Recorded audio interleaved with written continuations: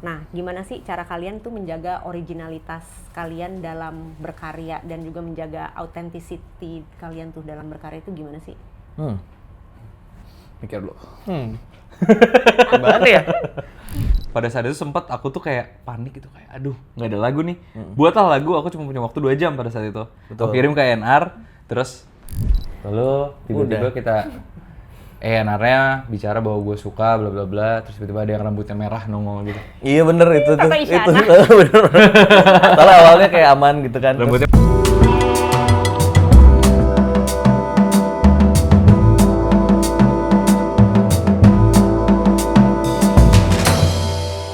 Fatan dan Adi dari Tadi. Oh, mana? Oh, nggak ada kamera ya, lupa. Pura-puranya nggak ada kamera. Kurang kompak ya.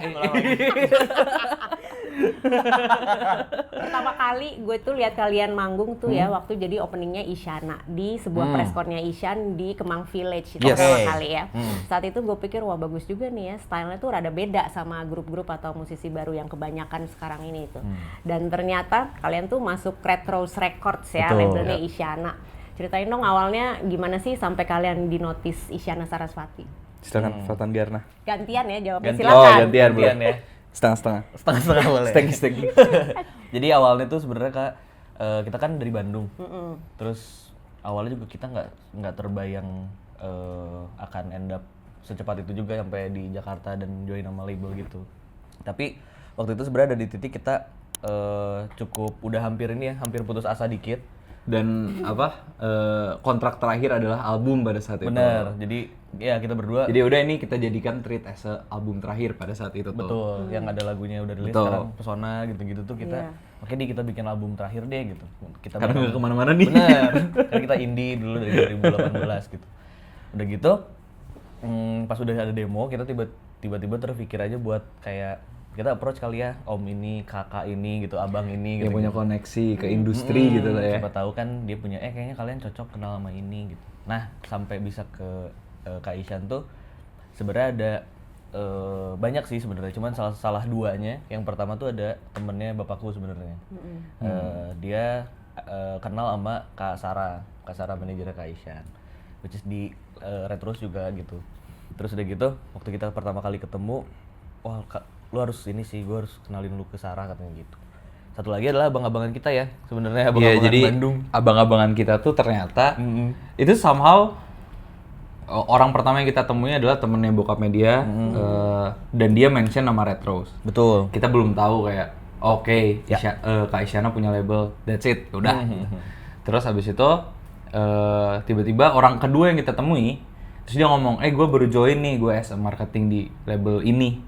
Label apa? Label Red Rose. Itu awalnya kita mau approach dia as a manager awalnya. Iya, terus kayak udah kita networking aja sih sesimpel itu. Dan kok di-mention 2 kali nih nama si Red Rose ini tuh. Terus pas kita dengar pada saat itu si roster-rosternya, karena Kak Isyan pada saat itu sedang metal. Kita merasa lagi ke arah sana nih mungkin. Ya udah, kita cuman kayak ngobrol-ngobrol ngasih demo aja jadinya. Jadi nggak kepikiran juga ya buat coba dong gitu. Nggak juga, tapi pokoknya ngasih denger lagu. Iya. Terus udah gitu, itu ada jelang mungkin 6 bulan deh. Setelah itu 6 bulan kita terus berproses bikin lagu. Tiba-tiba ditelepon, Tan boleh kirim demo lagi nggak? Terus udah gitu dikirim lah. Tiba-tiba kita hitungan menitnya langsung bisa Google Meet nggak? Iya. Bisa. Waktu itu sama A&R-nya, Kang Hedi sama Kak Isyan, sama Kak Dimas juga. Iya, Kita betul. ketemu gitu. Lalu tiba-tiba kita A&R-nya bicara bahwa gue suka bla bla bla, terus tiba-tiba ada yang rambutnya merah nongol gitu. Iya bener itu tuh. Kata Itu Isyana. bener. Soalnya awalnya kayak aman gitu kan. Rambutnya masih merah pada saat itu. Terus orang-orang Sunda gitu ngobrolnya masih iya gini Sunda Empire. Lagi di studio gitu ya, Nara tiba-tiba keluar. Set gitu. Oh, oke, siap. Oke, aman. Terus Kapan bisa kayak- ke Jakarta? Langsung bisa. lumayan agak aneh sih sebenarnya ya. Karena pada saat itu juga kata alasannya si Kak Dimas ini yang ngasih demo ke mereka-mereka ini karena ketemu aku di sebuah restoran. Aku kalau misalnya selain aku main musik, aku nge-DJ juga Kak. Oke. Terus kayak ngamen-ngamen gitu, terus ketemu dia, say hi bla bla bla, terus dia kepikiran untuk Adi dan Fatan karena bisa nge-DJ di Oh Red iya, Rose bener. pada saat itu. Bikin program hanya ya? sesimpel itu. Lalu dia inget nama kita, habis itu pas A&R yang butuh talent, oh iya, Anak-anak kemarin ini juga juga ngirim demo, punya lagu pas juga dikasih, gitu. suka gitu sih sebenarnya. Agak aneh sih sebenarnya. Agak aneh sih, bener-bener. Berarti lumayan cepet dong ya? Apa ya? Prosesnya lumayan cepet Prosesnya ya sampai lumayan kalian cepet. desain ya. Tapi untuk ketemu dan ngobrolnya ya 6 bulan 7 bulan sih sebenarnya. Iya, oke. setelah pertemuan pertama Iya. itu 6 bulan, baru kita tiba-tiba connect lagi gitu. Yap. Oke. So far kalian tuh udah rilis berapa lagu sih? Berapa ya? So far. Sampai Dan sebelum yang sudah yang dirilis. 8 mungkin ya, 8 ya? total 8 ya, ya? kayaknya 8 Total ya? ada. Oke, gimana sih proses kreatifnya kalian menulis lagu-lagu itu? Proses kreatifnya lumayan lucu. Jadi sebenarnya aku sama Fatan itu untuk beberapa lagu dan kebanyakan kita nulis dan kita kayak writing sendiri-sendiri dulu Kak. Karena kita tidak mau ada kita ingin idenya matang dulu untuk put to the table terus kita baru discuss gitu. Oke. Jadi kita nggak pernah nulis Nggak pernah nulis berdua from scratch gitu. Oh, enggak. Terus Nggak pernah. nulis nyari Pernah, notasi cuman bareng. pasti harus ada orang ketiganya, Iya, benar. produser kita atau mungkin kita ada kolaborator yang menengahi. Iya, benar-benar. Kalau berdua tuh terkadang kita antara clash atau pasif. Oh. Iya, Jadi kayak dua-duanya nggak diem, nemu, gimana ya? Ya tapi udah. antara nggak nemu terus habis itu Terdistraksi. berantem gitu kan. Jadi emang gitu biasanya aku ada materi dulu Iya. nih, terus udah gitu dicoba dengerin.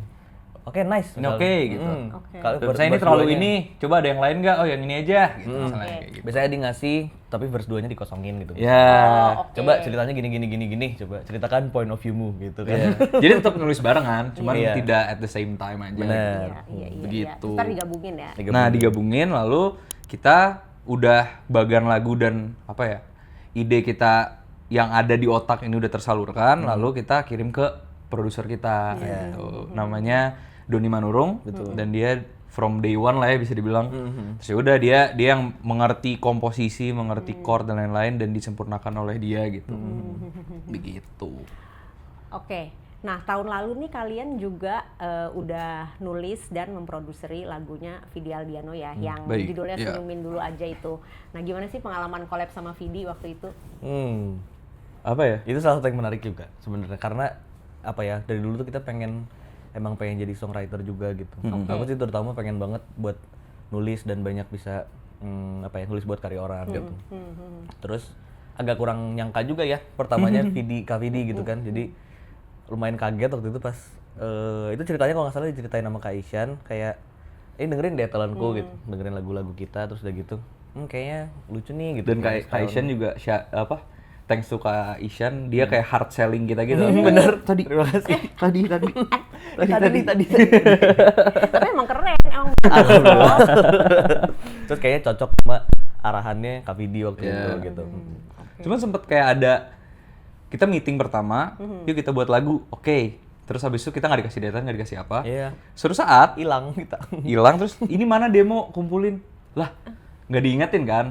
Terus pada saat itu sempet aku tuh kayak panik gitu kayak aduh nggak ada lagu nih.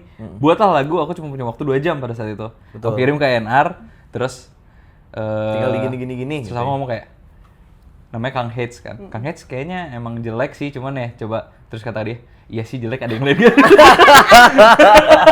Sumpah, itu bukan yang gitu kan berarti? Bukan. Oh, bukan. Habis itu tuh salah satu demo yang kita siapkan untuk tadi sebenarnya. Cuman kita pilih bahwa kayaknya Warnanya ya lebih cocok. kayak warnanya lebih cocok antara penyanyi cewek atau Kak Vidi gitu. Warnanya lumayan cocok gitu. Terus ya udah habis itu aku kirimin, ternyata dia suka yang itu. Oke, akhirnya itu ya.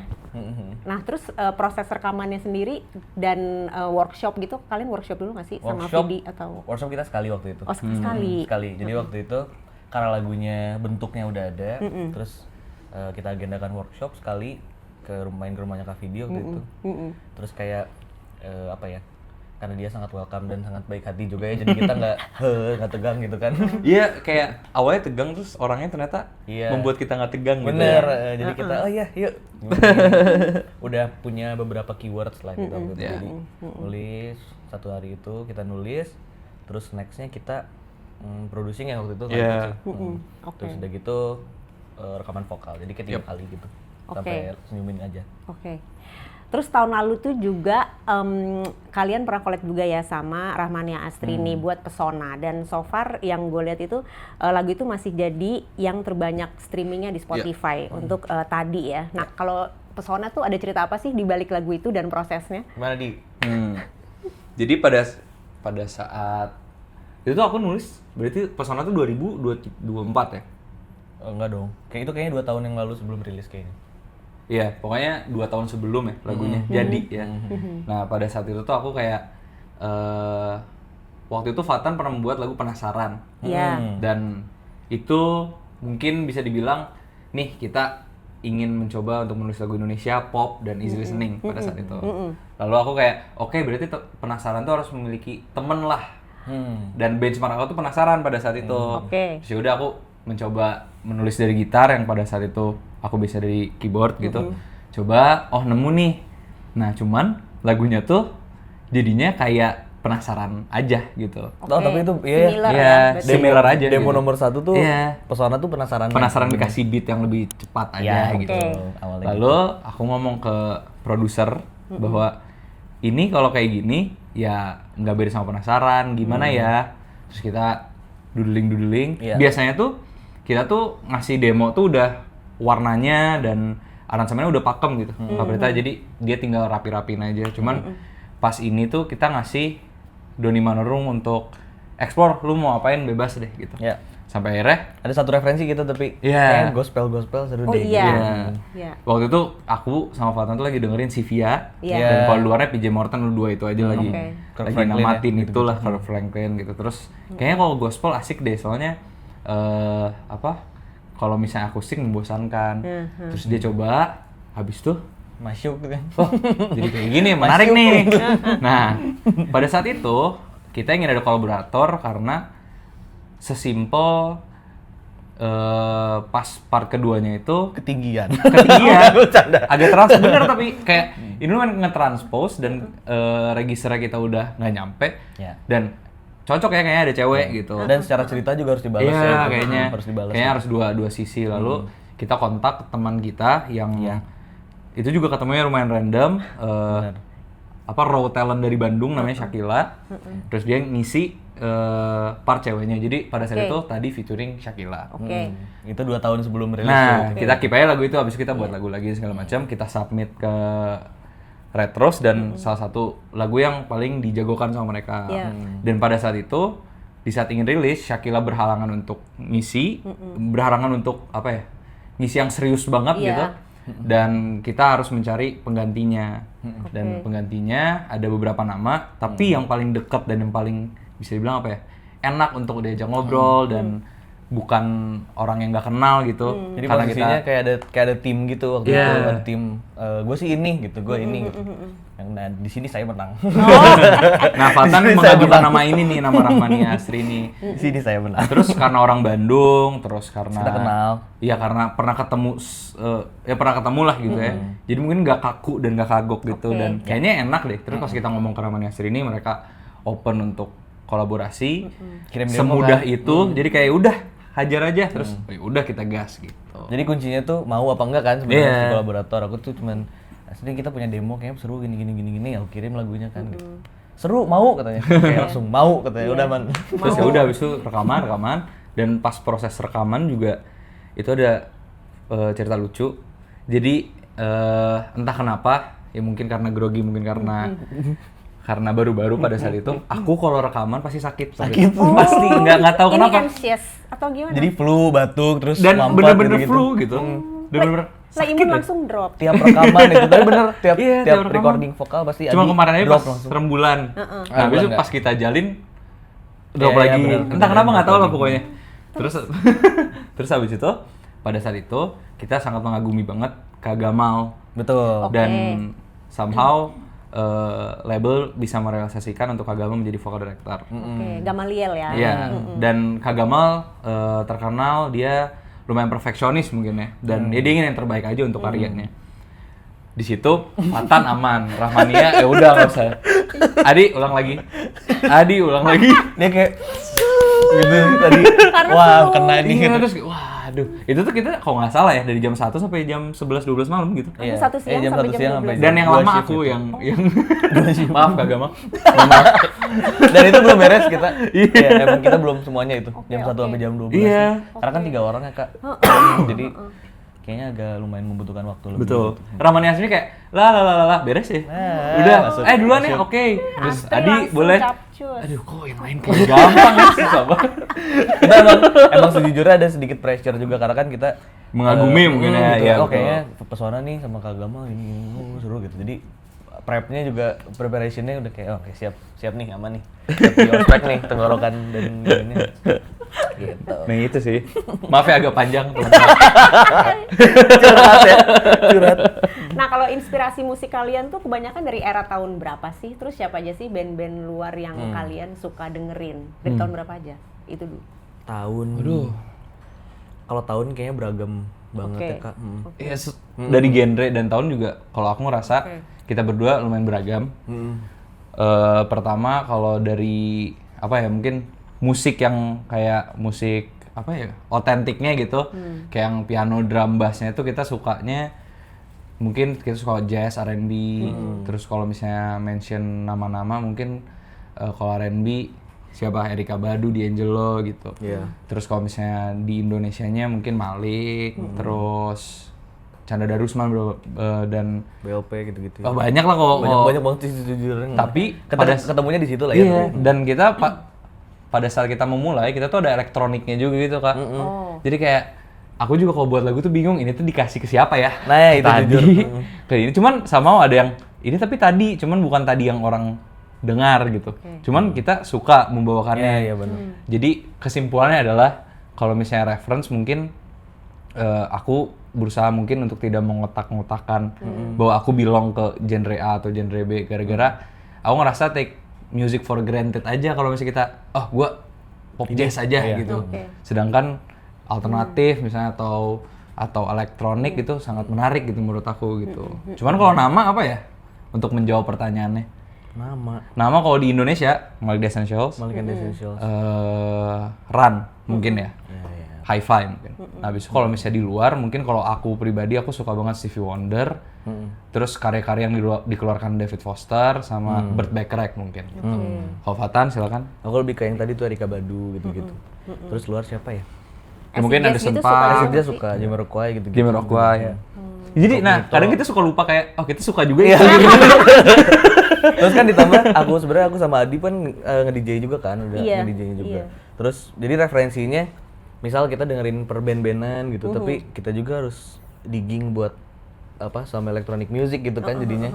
Jadi banyak juga ya dia. Jadi kadang kita bingung juga, cuman kadang kita ini tadi juga sih in a way gitu. Jadi mungkin dan alhamdulillahnya untuk karya-karya yang akan rilis juga pas aku sama Fatan kasih ke meja gitu untuk diskusikan dengan label, mereka udah nggak apa-apa kenapa harus mengotak-ngotakan karya kalau emang kalian suka kayak gini juga gas aja gitu. Asal mungkin benang merah harus easy listening aja gitu. Begitu. Tapi kalau misalnya buat nge-DJ tuh kan kalian berdua nge-DJ juga ya, itu sukanya referensinya genre elektroniknya tuh yang kemana sih? Nah, Fatan boleh silakan. Kok Fatan yang pusing-pusing? Yang pusing-pusing tuh apa? Drum and bass kah? Dulu aku main drum and bass, tapi liquid drum and bass kan agak masih nyanyi-nyanyi gitu kan. Tapi emang kencang gitu. Terus emang kenceng. Belajar house, terus sempet suka liquid drum and bass. Sekarang sih mainnya apa ya? Mungkin techno Ya, acid house, acid gitu-gitu. Terus kalau aku mungkin kalau aku nge-DJ tuh mungkin nggak jomplang banget sama musik yang jadi aku suka pasti harus ada melodi yang manis dan pasti groove-nya harus enak. Jadi kalau electronic music aku suka house, soulful house sama paling disco sih. Italo atau apa. Cocok. Pokoknya yang melodinya nice terus kayak fun gitu. Nah, aku tuh nggak suka yang agak gelap gitu. Kalau Fatan kayak bener. Kan lebih techno ya, agak dark ya. Nah, industri musik kan sekarang nih variatif ya kan? Nah, gimana sih cara kalian tuh menjaga originalitas kalian dalam berkarya dan juga menjaga authenticity kalian tuh dalam berkarya itu gimana sih? Mikir dulu. Gimana ya? Sebenarnya kalau misalnya dari background kita berdua ya, Iya. kita tuh lumayan orang yang lumayan apa ya? Kalau bukan yang kita inginkan, kita cenderung mungkin cenderung tidak suka dan cenderung mager gitu Kak. Oke. Jadi mulai dari karya yang kita keluarkan itu tuh pasti kita make sure bahwa warna kita Ya. dan kita nyaman membawakannya gitu. Oke. Dan mungkin cara stay authentic adalah gimana caranya lu dekat sama diri lu gitu di karya lu. Mungkin lu mau bawain tiba-tiba misalnya dari jazz ke folk misalnya. Cuman kalau misalnya emang masih ada touch-nya lu, terus masih ada taste-nya lu, menurut aku itu lumayan bisa merepresentasikan authenticity lu gitu menurut aku ya. Jadi kalau aku sih ngerasa ngejaganya dengan cara treat your karya tuh dan proses dan semuanya tuh 100% aja gitu menurut aku. Karena kalau misalnya 100% dan yakin dan bener-bener diteliti pasti nggak mungkin nggak kayak lu gitu menurut aku ya. Iya. Jadi gimana caranya berkarya yang sesuai yang lu mau gitu. Kalau aku yang ngerasanya. Aku sih kayak ada alarmnya gitu, jadi kayak Alarm. kemarin sempat ada sih sebenarnya kita lagi mengerjakan satu lagu yang Apakah untuk kalian atau untuk orang? kita. Oh iya. Untuk Oke. kita. Terus ada alarm ininya ya, ada alarm wah, aku beneran denger ini full senyum dan ini aku ngerasa itu nice dan sangat terbawa gitu. Tapi ada alarmnya gitu, kita harus tetap warga Menjaga tadi egonya ya, gitu. dan menjaga egonya gitu. Dan mungkin juga that's why kita membutuhkan orang ketiga, orang keempat, orang kelima untuk menahan ego kita juga lah sebenarnya. Nah, yang jadinya juga pusing ujung-ujungnya. Ini bilang ini bilang gitu. Bener. Karena harus menyeimbangkan ya. Iya, jadi sumpah aku kayak kalau ada demo baru pasti siapapun kayak misalnya aku coffee shop di Bandung ada tempat coffee shop langganan aku, terus aku kayak nanya aja random barisannya, lu lebih suka yang satu, yang dua, yang tiga? Yang tiga, terus kayak aku catat gitu. Terus karena aku ngerasa kayak terkadang kita lumayan dimanjakan dan terlalu dibebaskan gitu. Jadi terlalu wild dan kita ini orang ngerti nggak ya maksud gue gitu. Jadi kayak gitu. Cuman ya somehow kita dapat orang-orang yang ngerem ya. Oke. Walaupun mungkin kita awalnya berantem atau apa, cuman Iya benar. kita butuh iya sudut juga. pandang itu juga sebenarnya. Oke. Jadi feedback testimonial dari real people ya. Iya, Yang gitu. bukan orang di industri musik. Iya. Iya kan? Oke. Apa sih yang kalian paling takutin sebagai musisi? Oh, ini sih kayaknya. Boleh, Kalau sekarang silakan, kan Fatan. musisi mungkin yang sudah established dan sudah besar, mungkin takut karyanya tidak relevan mungkinnya gitu. Kalau aku pribadi justru lebih ke ketakutannya itu yang tadi itu tuh, yang ketidakyakinan tuh apakah bisa relevan dan orang bisa suka atau enggak sebenarnya gitu. Soalnya aku ngerasa bikin musik dan gitu-gitu kepuasannya tuh saat musiknya udah bisa diakses secara mudah gitu. Oke. Jadi kayak kita manggung, kita mungkin ada penggemar atau dan lain-lain nanti ke depannya yang banyak gitu. Itu kayak hadiah aja sih sebenarnya, feedback dari karya yang jujur gitu. Oke. Kalau Adi? Banyak sebenarnya. Cuma kalau Itu misalnya salah satunya sebenarnya. mungkin yang Fatan sudah bicarakan. Iya, salah satunya. Mungkin sebenarnya semua musisi itu cuma satu sih, goalsnya cuma ingin didengar aja sih. Oke. Kayak regardless hidupnya seperti apa dan followersnya berapa, musisi cuma ingin didengar doang menurut aku. Dan itu pertama, jadi insecurity aku cuma gimana cara orang pada dengerin gue nggak ya gitu. Oke. Dengan banyaknya lagu yang rilis per harinya gitu Oke, ya. oke. Dan terus mungkin apa ya kalau misalnya istilah bulenya tuh apa sih namanya? Apa? Pasir yang tenggelam tuh apa namanya? Sinking apa? Sinking sand gitu ya. Sand. Kan sinking sand tuh the more we move, the Oh, more iya. kita tenggelam. Tenggelam, Nah, iya. aku tuh takutnya cuman the more aku usaha tapi malah menjadi jauh dan menjadi tenggelam di antara algoritma-algoritma yang ada aja Iya, sebenarnya. Itu doang sih ketakutannya. Cuman kembali lagi pas aku percaya dan ngelihat karya aku, itu yang ngebuat aku kayaknya everything is gonna be okay sih sebenarnya. Kalau misalnya lu percaya sama karya lu. Oke. Nah, kalau sesama musisi ini pasti mereka kan juga pernah ngerasa insecure ya terhadap kesuksesan atau karya-karya musisi yang lain yang pada saat ini itu lagi terkenal lah gitu ya. Iya. Gimana sih cara kalian berdamai dengan hal itu? Itu pertanyaan yang bagus untuk itu Fatan. nice itu bagus. Bukan untuk aku. Gimana sebenarnya aku ngelihat Kalau aku lebih ke seneng sih sebenarnya gitu. Terutama ada misalnya lagu nih kita suka, ini enak ya gitu. Terus dia dia memiliki numbers yang besar juga gitu. Jadi kayak kita agak suarna misal gitu salah satu case-nya. Satu case lainnya waktu itu aku berteman sama Nadif. Terus inget waktu pertama kali Penjaga Hati. Mulai itu aku kebetulan masa-masa itu lagi hampir tiap hari tuh sama dia gitu.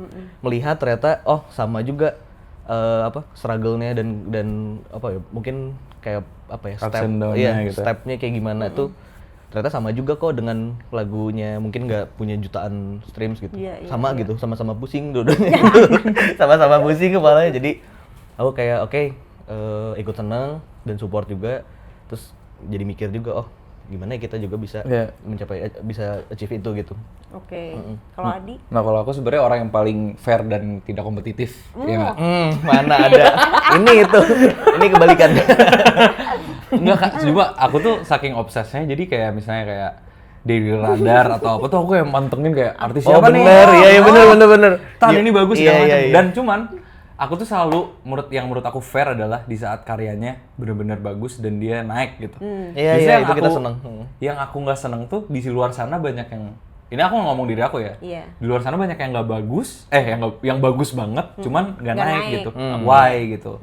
Dan sebenarnya untuk kalau misalnya aku pribadi sih ya kayak kasusnya Nadif misalnya, terus mungkin kita berteman juga sama Raffi gitu. Turut bangga aja sih sebenarnya Kak, karena tanpa mereka juga kita nggak bakal bisa ada pendengar, karena mungkin bisa dibilang benang merahnya sama pelaku. Lebih banyak pelaku pasti lebih banyak konsumen kan, somehow gitu. Jadi aku seneng gitu. Sebenarnya kalau misalnya yang sewarna gitu. Cuman ya mungkin yang perlu digarisbawahi adalah di luar sana tuh banyak banget yang bagus, cuman orang-orang tidak tahu juga apresiasi gitu mungkin, dan nggak tahu gitu, nggak ini kali ya. Iya gitu sih sebenarnya. Itu aja sih kalau aku. Pernah nggak sih kalian ngerasa pengen berhenti bermusik? Nah, pernah. Salah satu momen yang aku ceritakan awal tadi, yang kita waktu itu ini kayaknya album terakhir tadi gitu. Terus dulu tuh kita tiap rilis misal, tiap rilisan, terus feedbacknya tidak sesuai, masih berekspektasi lah ya gitu. Kita kayak udahlah gitu, maksudnya ya udah ntar bikinnya gini aja, udah malas bawaannya gitu. Sampai mungkin waktu yang menyembuhkan gitu ya, sama berbagai jalan juga dapat point of view yang baru gitu, sampai akhirnya udah puas dengan itunya udah rilis gitu, jadi udah tenang aja sih Kak sebenarnya gitu. Yang bikin pengen lanjut nih apa sih sebenarnya? Nah kalau buat aku jadi kita waktu itu pernah menganalogikan sebagai bensin. Bensin kita untuk semangat dan produktif gitu. Kalau bensin untuk aku tuh orang-orang yang percaya sama aku sebenarnya. Jadi sebelum kita join sama Retros waktu itu ada beberapa orang yang punya selalu support dan selalu percaya gitu. Lu bisa sampai sini gini. Sampai mungkin pada saat itu agak lumayan habis lah ya gitu. Dan waktu pertama kita join, bensinnya banyak lagi nih karena banyak orang yang percaya lagi sama kita gitu. Kalau buat aku sih bensinnya itu. Buat Adi? Kalau aku sih pernah mau berhenti nggak? Sebenarnya enggak sih Kak kalau aku ya. Nah, sorry agak panjang lagi teman-teman. Jadi santai dong. Menurut aku musik and music industry itu tidak hanya musik. Dan banyak hal yang harus dipertimbangkan selain si karyanya itu sendiri. Dan menurut aku yang merepresentasikan itu adalah Fatan di sini. Fatan dia ngambil kuliah bisnis musik segala macam. Dia punya sudut pandang selain seorang musisi lah. Nah, kalau aku yang musik kayak terus jadi aku nggak mikirin bisnis, nggak mikirin apa. Dan mungkin Fatan memiliki dream dan milestone atau goalnya selain di musik. Nah kalau aku entah kenapa di situ aja gitu, kayak aku ingin di musik, terus ya mungkin bentuk komitmen dan jujur terhadap diri aku sendiri adalah aku bermusik. Menurut aku gitu ya. Karena aku pernah merasakan aku tidak di musik dan aku menjadi orang yang paling menyebalkan di dunia ini. Jadi aku di musik aja, kalau enggak aku jadi kriminal kayaknya. Jangan dong. Jangan. Sama kayak gitu. Jadi Fatan juga memberi sudut pandang lain gitu. Selain musik tuh nggak hanya musik doang loh gitu. Tapi ada bisnisnya juga, ada industrinya juga. Dan secara berkarya, kalau boleh jujur, secara warna tuh dia lebih berani Kak. Kalau aku lebih kayak menahan dan jadi itu tuh sebenarnya saling melengkapi. Jadi kalau misalnya aku emang nggak pernah mau berhenti gitu. Cuman Fatan selalu ngasih bensin ke aku dan begitu pun sebaliknya. Gitu. Oke. Nah, single terbaru rilis 22 Mei. Abis itu akan album ya. Rencananya berapa banyak itu lagu dalam album? Sebenarnya rencana awal tuh 10 ya. 10. Cuman setelah kesini kayak nambah sih. Namanya nggak tahu, cuman kita sedang mengusahakan 10 track sih Kak. Okay. Sebenarnya karena ada satu lagu nih, ada 2 versi. Iya, tapi dua-duanya gitu. Enak gitu. Dua versi itu menurut maksudnya kita ya. Maksudnya dua versinya maksudnya satu tuh ballad kah, atau satu lebih upbeat mungkin atau extended version lah ya. Iya, semacam. Nah, iya gitu. Sama ada satu remix gitu Kak. Jadi kayak iya sih jatuhnya remix ya. Ada satu lagu yang kita tuh kemarin sempat mencoba dengan produser lain. Mungkin nanti namanya akan di-spill di single setelah kita jalin ini. Iya. Dia ngirimin preview pertama tuh kayak lagu yang sudah di-remix gitu. Jadi kita ngerasa ini bagus. Tapi itu bagus banget sih. Bagus banget. Dan sayang kalau misalnya tidak dirilis, cuman bukan lagunya gitu. Jadi kayaknya itu ada yang remix by si produser ini. Iya, buat bonus track mungkin ya. Iya, dan yang extended yang tadi kita. Oke. Nah, dalam proses perjalanan musik kalian nih, apa sih hal paling sulit yang harus kalian lepaskan demi bisa terus maju di industri musik ini? Kayaknya kalau aku start dari waktu pertama kali kita bikin tadi, itu aku masuk 1 SMA. Kelas 1 SMA, dan aku bisa dibilang kehilangan masa SMA. Kayak aku SMA di Bandung, SMA negeri yang seru gitu, yang pergaulan kayaknya seru gitu. Aku mungkin bisa dibilang mengorbankan itu, tapi aku juga tidak merasa itu dikorbankan sih gitu.